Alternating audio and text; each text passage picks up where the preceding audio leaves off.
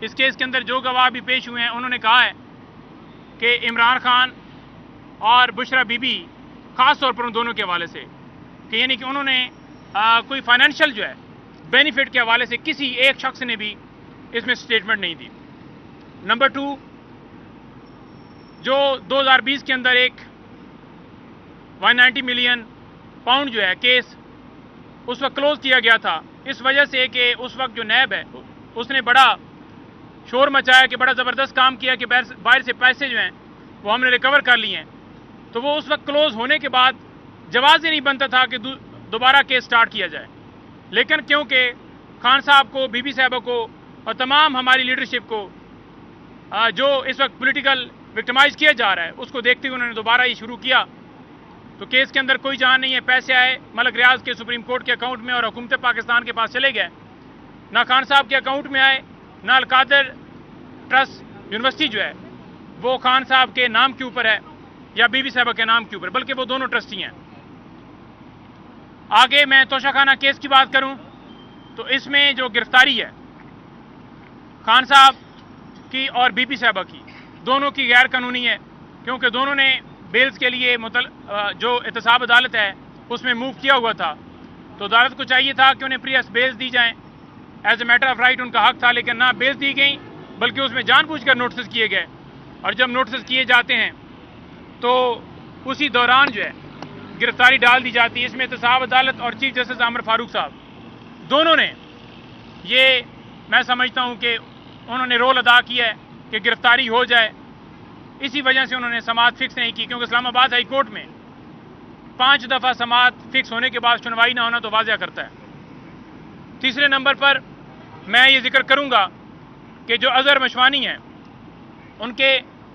بھائیوں کی بازیابی کے لیے اسلام آباد ہائی کورٹ میں آج سماعت ہے، ان کے بھائیوں کو پیش نہیں کیا جا رہا۔ ریاست مکمل طور پر عوام کو بجائے یہ کہ ان کے حقوق کی حفاظت کی جائے، یہاں پر لوگوں کو اغوا کیا جاتا ہے، پریس کانفرنس کروائی جاتی ہے، انہیں دھمکیاں دی جاتی ہیں کہ آپ پی ٹی آئی سے پیچھے ہٹیں، آپ کا بھائی پی ٹی آئی سے پیچھے ہٹے، آپ کا والد پی ٹی آئی سے پیچھے ہٹے، اپنے موقف سے پیچھے ہٹے، وہ جو رول آف لا کی بات کرتے ہیں اس سے پیچھے ہٹے۔ تو لہٰذا تمام لوگوں کے حوصلے بلند ہیں، ہمیں نہ یہ گرفتاریاں، نہ یہ چھاپے، نہ یہ اغوا جھکا سکتے ہیں، ڈرا سکتے ہیں، پیچھے ہٹا سکتے ہیں۔ اور میں یہاں پر آج یہ بھی آپ کے سامنے موقف رکھنا چاہتا ہوں کہ دیکھیں کانٹا لگایا گیا ہے اوپر سے، خاص طور پر میرے نام کے اوپر، میرے ساتھ دیگر بھائی ہمارے دوست بھی موجود ہیں، بغلا موجود ہیں، نادیہ کھٹک کھڑی ہے، سندھ سے ہمارے دوست آئے ہوئے ہیں وہ موجود ہیں، تو جنرل پبلک بھی نامعلوم لوگ جو ہوتے ہیں ہمیں نہیں پتا وہ کون ہے، نہ وہ پی ٹی آئی کے کارکن ہیں، نہ ہم انہیں جانتے ہیں، بلکہ نامعلوم لوگ بٹھا دی جاتے ہیں۔ اسی طرح سے وکلاء کے اوپر بھی پابندی ہے، ویسے اوپن ٹرائل ہے تو ہر وکیل کا حق ہے وہ جائے۔ میں آپ کو بتانا چاہتا ہوں 20 کے قریب یا 20 سے زیادہ میرے پاس خان صاحب کے مقدمات ہیں۔ خان صاحب جب زمان پارک میں تھے تو اس وقت مختلف کورٹس کے اندر پیش ہوتے تھے، تو میں اپڈیٹ دیتا تھا، ٹویٹس کرتا تھا، تو خان صاحب نے کہا کہ آپ ویڈیو پیغام بنایا کریں، آپ بتایا کریں لوگوں کو کہ یہ ظلم ہو رہا ہے، یہ جبر ہو رہا ہے، یہ کیسز جو ہیں اس طرح سے پولیٹیکلی بنائے گئے ہیں، آپ نے ہر ایک کو اپڈیٹ دیتے رہنا ہے۔ تو میں نے وہاں سے سلسلہ شروع کیا ویڈیوز بنانے کا، ویلاگ بنانے کا۔ خان صاحب نے مجھے اسپوکس پرسن لگایا کہ آپ نے اپڈیٹ دیتے رہنا ہے، تو لہٰذا وہ جو اپڈیٹس تھیں ان کی تکلیف آپ کو پتہ ہے پھر جدھر ہوتی ہے وہ ہوتی ہے اور ہو رہی ہے۔ اور خان صاحب کے پاس کیونکہ میں جب میڈیا وہاں پر موجود ہوتا ہے، کیونکہ اب تو میڈیا کے جو لوگ جاتے تھے، رپورٹرز جاتے تھے، ان پہ بھی کوئی قدغن لگا دی، شاید کسی کی بات بری لگ گئی ہے، وہ بھی آج کچھ دوست باہر کھڑے تھے، تو میں کیونکہ ساتھ کھڑا ہوتا ہوں وہ مجھے کھڑا کرتے ہیں، بی بی صاحبہ کھڑی کرتی ہیں، تو وہ جو مجھے ساری خان صاحب جو بات کرتے ہیں میڈیا کے ساتھ وہ میں ساری چیز نوٹ کر رہا ہوتا ہوں، تو باہر آتا ہوں، کیونکہ جب کبھی کوئی غلط خبر یا خان صاحب کی کوئی بات مس ہو جائے یا اس کے بعد کورٹ روم کے اندر جو واقعہ ہوتا ہے یا خان صاحب کو کوئی علیحدہ سے کوئی موقع پیغام ہو، تو میں پوائنٹس لکھ کر یہاں پر آتا ہوں اور میڈیا سے بات کرتا ہوں، ٹاک کرتا ہوں، آپ لوگوں کو بتاتا ہوں۔ تو یہ خان صاحب ہوں یا بی بی صاحب ہوں، ان کی ہدایات کے اوپر ہی ساری میں جو یہاں پر آ کر آپ کو اپڈیٹ دیتا ہوں، لیکن ان کو یہ مسئلہ ہے، یہ چاہتے ہیں کہ اگر میں میڈیا پر بات نہ کروں، خان صاحب بی بی صاحبہ کا موقف یا کورٹ کے اندر جو ہوا ہے وہ نہ کروں، تو پھر مجھے بھی اجازت دی جائے, پھر مجھے بھی وہ کہیں کہ آپ بھی آ سکتے ہیں. لیکن کیونکہ انہوں نے کہا کہ اگر آپ نے یہ بات کرتے رہنا ہے تو آپ کے اوپر کانٹا ہے, تو میں نے کہا کہ کانٹا ہمیں منظور ہے, لیکن ہم اپنے موقف سے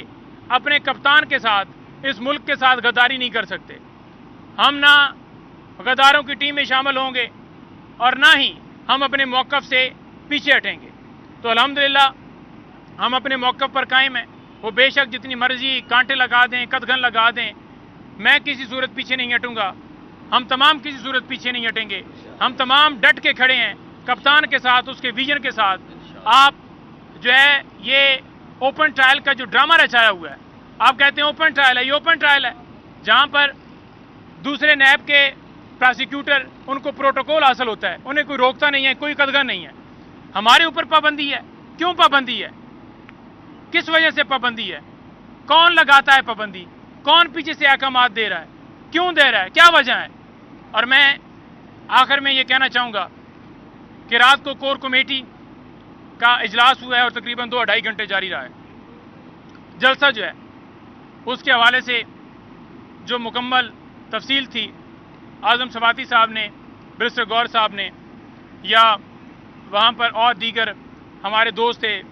علی امین گنڈا پور صاحب نے, سب نے اپنا اپنا موقف دیا, اپڈیٹ دی, اور یہ منوان فیصلہ کیا گیا ہے کور کمیٹی میں کہ اب جو جلسہ جو ہے اناؤنس کیا جائے گا, جو ڈیٹ دی جائے گی, اس کے اوپر کور کمیٹی جو ہے وہ فیصلہ ہر معاملے کے حوالے سے کرے گی. ہر معاملے کے حوالے سے جو بھی ڈیسیجن ہوگا جلسے کے حوالے سے, ریلی کے حوالے سے, اور یہ کیونکہ ہمارا حق ہے, ہمارا فرض ہے, تو ہماری طرف سے کوئی بھی جو ہے جلسے کے حوالے سے فیصلہ اناؤنس کیا جائے گا, نہ کہ خان صاحب سے کوئی اس چیز کو جو ہے وہ جوڑا جائے گا کہ خان صاحب جو ہے وہ اناؤنس کریں, بلکہ ہم خود اناؤنس کریں گے. اور جو بھی برڈن ہوگا ہم اپنے اوپر لیں گے. اگر کوئی ہمارے اوپر ظلم ستم کرتا ہے, کوئی رکاوٹیں ڈالتا ہے, کوئی جو ہے ہمارے لوگوں کو شہید کرتا ہے, جو بھی کرتا ہے تو وہ کرے, تو سارا burden core committee Tehreek Insaf کے تمام لیڈرشپ وہ اپنے اوپر لے گی, نہ کہ خان صاحب کے اوپر وہ برڈن ہوگا کسی بھی قسم کا کہ ہمارے اوپر. دیکھیں پہلے بھی یہ ہوتا ہے نا کہ بندے ہمارے مرتے ہیں تو ایف آئی آر بھی ہماری ہوتی ہیں, اور خان صاحب کے اوپر ایما کا رول ڈال دیا جاتا ہے. تو لہٰذا ایما بھی ڈالنی ہے تو ہمارے اوپر ہی آپ ڈالیں, آپ نے جو کرنا ہے ہمارے اوپر کریں. نمبر 1. نمبر 2, یہ فیصلہ ہوا ہے کہ جو اب جلسے کا جو ہے وہ فار ایگزامپل ابھی 8 تاریخ کی این او سی دی گئی ہے, تو اس حوالے سے جو پارٹی اناؤنس کرے گی آفیشلی کہ یہ ٹائم ہے یا یہ شیڈول ہے یا اس ٹائم کے اوپر یا اس طرح سے آئیں, تو وہ جو فیصلہ آپ کے سامنے آئے گا, شیڈول آئے گا, تو جو شیڈول آپ کے سامنے آ جائے گا پھر وہ شیڈول چینج نہیں ہوگا. پھر وہ شیڈول اس کو منوان جو ہے امپلیمنٹ کروایا جائے گا, پھر اس شیڈول سے نہ پیچھے ہٹا جائے گا. اس دفعہ جو ہمارا جلسہ جو ہے انہوں نے منسوخ کیا ہے, اور 9 مئی والا ان کا ارادہ تھا, یا ادھر جو ہمارے گئے ہوئے تھے ختم نبوت کے حوالے سے وہاں پر مختلف جلسے اور مختلف علماء کرام آئے ہوئے تھے, جو بھی ریزن جو بھی بنی آپ کے سامنے سارا موقف آیا. لیکن یہ آخری دفعہ ہوا ہے, اور اس کے بعد جو فیصلہ آپ کے سامنے آئے گا, جو بھی آپ کے سامنے جلسے کے حوالے سے, جلوس کے حوالے سے کوئی بھی آپ کے سامنے ایک چیز آئے گی, اس سے کسی صورت پیچھے نہیں ہٹا جائے گا. اور اگر آپ نے کوئی چیز ڈالنی ہے کہ آپ نے دفعہ 144 کی خلاف ورزی کی ہے, تو کور کمیٹی ہماری تمام لیڈرشپ آپ ان کے اوپر ڈالیں. اس میں کوئی رکاوٹیں توڑنے کا خان صاحب کے اوپر, کیونکہ دیکھیں جلسہ کرنا ہمارا آئینی حق ہے. اگر دوسری جماعتیں آتی ہیں تو ہمیں کیوں پابندی ہے؟ اور اگر ہمارے آئینی حق سے ہمیں محروم کریں گے تو عوام تو اپنا راستہ لے گی, عوام تو آئے گی, اور عوام جب لاکھوں کی تعداد میں آئے گی تو جو فارم 47 کے وزیر اعظم کا حکم مان کر کوئی بھی اہلکار روکنے کی کوشش کرے گا تو بیسیکلی وہ غیر آئینی کام کرے گا. تو ہم تو آئین کے اندر پرامن طریقے سے آئیں گے. تو پھر آپ نے دفعہ 144 ہو یا 48 ہو یا جو بھی آپ نے ڈالنا ہے پھر ہم سب پہ ڈالیے. اس میں کسی قسم کی خان صاحب کی جو ہے وہ انوالومنٹ یا رول آپ ایٹریبیوٹ نہ کیجئے. ہم سب اس کی ذمہ داری لیں گے, ہمارے اوپر جو بھی کرنا ہے آپ کریں. تو یہ میری آپ کے سامنے تھی. کوئی سوال ہے تو آپ لے لیں, ادروائز بہت شکریہ.